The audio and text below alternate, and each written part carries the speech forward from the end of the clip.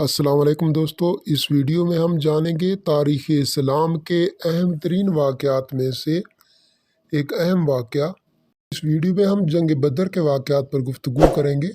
یہ معرکہ مسلمانوں اور کافروں کے درمیان ہجرت کے دوسرے سال پیش آیا اور تاریخ اسلام میں اس سے بڑی اہمیت حاصل ہے۔ جنگ بدر مدینہ کے مسلمانوں اور مکہ کے قریش کے درمیان لڑی گئی۔ مسلمانوں کی قیادت رسول اللہ صلی اللہ علیہ وآلہ وسلم نے کی اور مکہ کے قریش قبیلے کی قیادت ابو جہل نے کی۔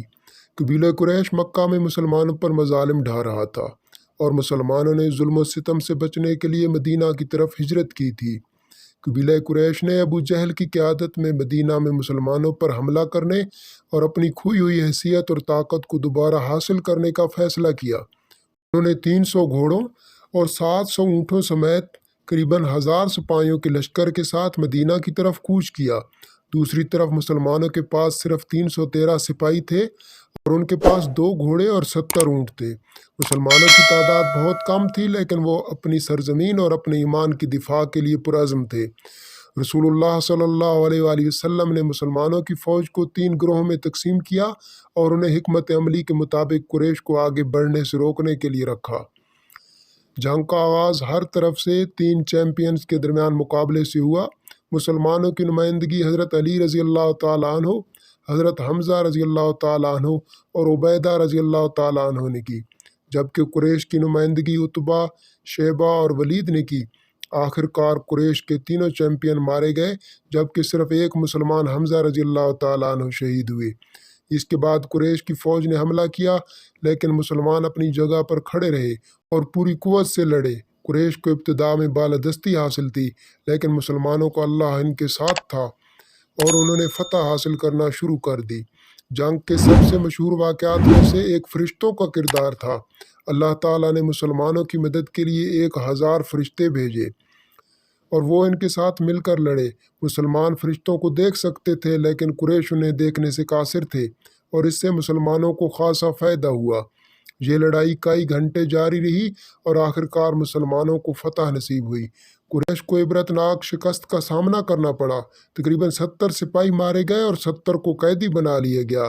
دوسری طرف مسلمانوں کے صرف 14 سپاہی شہید ہوئے۔ بدر کی فتح مسلمانوں کے لیے ایک اہم موڑ تھی۔ اس سے ثابت ہوا کہ وہ طاقتور مکہ کی فوج کے خلاف اپنا دفاع کر سکتے ہیں اور وہ کمزور یا بے بس نہیں ہیں۔ اس نے مسلمانوں کو اپنی صلاحیتوں اور اپنے ایمان پر ایک نیا اعتماد بھی دیا۔ اس جیت کے سیاسی اور سماجی اثرات بھی تھے۔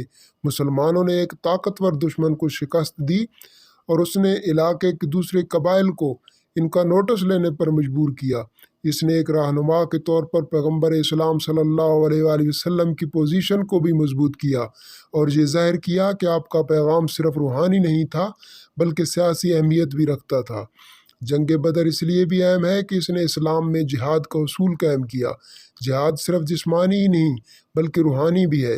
یہ اللہ کے لیے جدوجہد اور ایمان کی حفاظت کے بارے میں ہے۔ بدر کی جنگ نے ظاہر کیا کہ جہاد محض ایک نظریاتی تصور نہیں تھا بلکہ ایک عملی تصور تھا جسے عقیدے کے دفاع کے لیے استعمال کیا جا سکتا ہے۔ بدر کی فتح کا قریش پر بھی گہرا اثر ہوا۔ انہیں کافی نقصان اٹھانا پڑا اور اس سے خطے میں ان کی پوزیشن کمزور ہو گئی۔ اس نے انہیں مسلمانوں کو شکست دینے اور اپنی کھوئی ہوئی حیثیت اور طاقت کو دوبارہ حاصل کرنے کے لیے مزید پرعزم بنا دیا۔ جنگ بدر تاریخ اسلام کا ایک اہم واقعہ تھا۔ یہ مسلمانوں کے لیے ایک اہم موڑ تھا اور اس نے اسلام میں جہاد کا اصول قائم کیا اور پیغمبر اسلام صلی اللہ علیہ وآلہ وسلم کی حیثیت کو ایک رہنما کے طور پر بھی مضبوط کیا۔